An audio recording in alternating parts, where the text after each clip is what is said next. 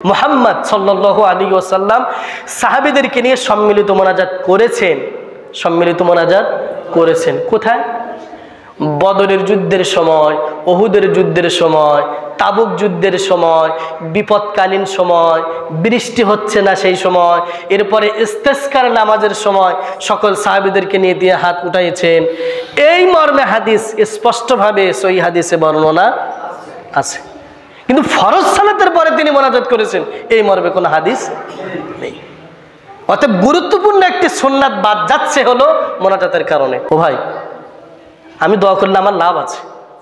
এই যে আজকে দোয়া অনুষ্ঠান, মিলাদ অনুষ্ঠান উঠে যাচ্ছে, সবরের সান অনুষ্ঠান উঠে যাচ্ছে, ভাই লাভ আছে।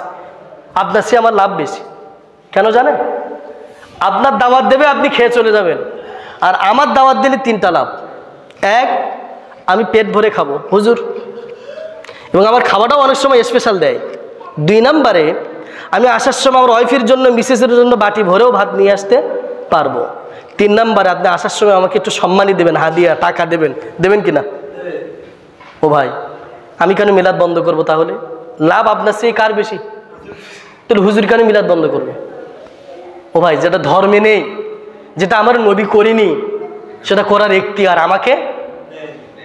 ফরজ সালাতের পরে আপনি মোনাজাত করবেন, আপনি করেন, অসুবিধা নেই। এটা আবেগ, এটা শুধুমাত্র আবেগ ছাড়া আর কিছু নয় ভাই।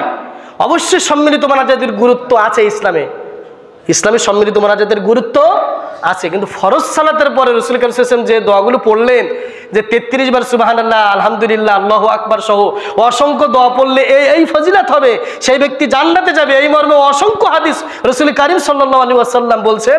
আয়াতুল কুরসি পড়লে সে ব্যক্তি জান্নাতে যাবে, এমনভাবে অনেক ফজিলত, গুরুত্বের কথা মুহাম্মদ সাল্লাল্লাহু আলাইহি ওয়াসাল্লাম বলেছেন। কিন্তু ফরজ সালাতের পরে সম্মিলিত মোনাজাত করলে সব হয়, নেকি হয়, লাভ হয়, এই মর্মে কোনো হাদিস পৃথিবীতে নাই। আপনার মনের কথা আমি কিভাবে বলবো ভাই? অনেকেই বলে হুজুর আমি তো গুনাহগার, আমি তো পাপ। আরে ভাই, আপনি আপনার মায়ের কাছে কোনো জিনিস চাইবেন, আপনারা পাশে ভাই বোনি, আপনার মায়ের কাছে, বাবার কাছে কোনো একটা জিনিস চাবেন, তা পাশে ভাই বোনি সবাই একসাথে এসে চান, না আপনি একা একা চান? বলেন না কেন?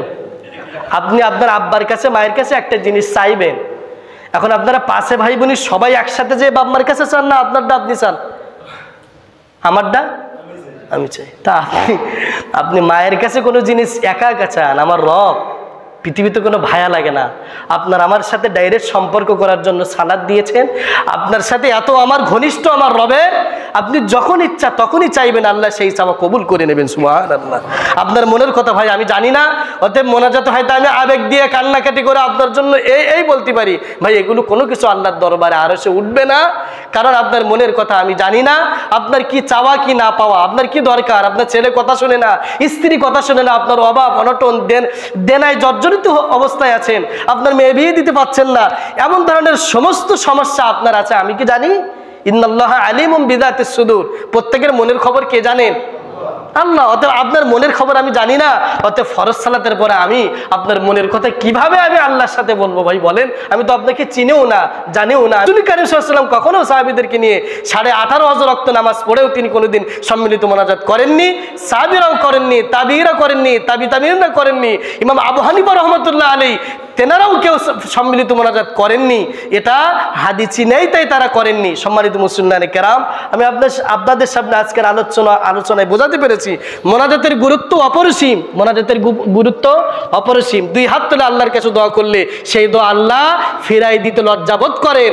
অতএব হাত তুলে মোনাজাতের গুরুত্ব অনেক, দোয়া করার গুরুত্ব অনেক, নামাজ শেষে তাসবিহ তাহলিল পড়ার গুরুত্ব ফজিলত অনেক বেশি। তবে সকলকে নিয়ে সম্মিলিত মোনাজাতের ফজিলত বেশি, নেকি সব, এই মর্মে কোনো পৃথিবীতে হাদিস নেই। আল্লাহ পাক আমাদের সকলকে মুহাম্মদ সাল্লাল্লাহু আলাইহি ওয়াসাল্লামের হুবহু সুন্নাহ, তাই তিনি যেটা করেছেন সেটাই আমাদেরকে করার মন মানসিকতা এবং আমল করার তৌফিক দান করে। সকলে বলে আল্লাহুম্মা আমিন। আসসালামু আলাইকুম ওয়া রাহমাতুল্লাহ।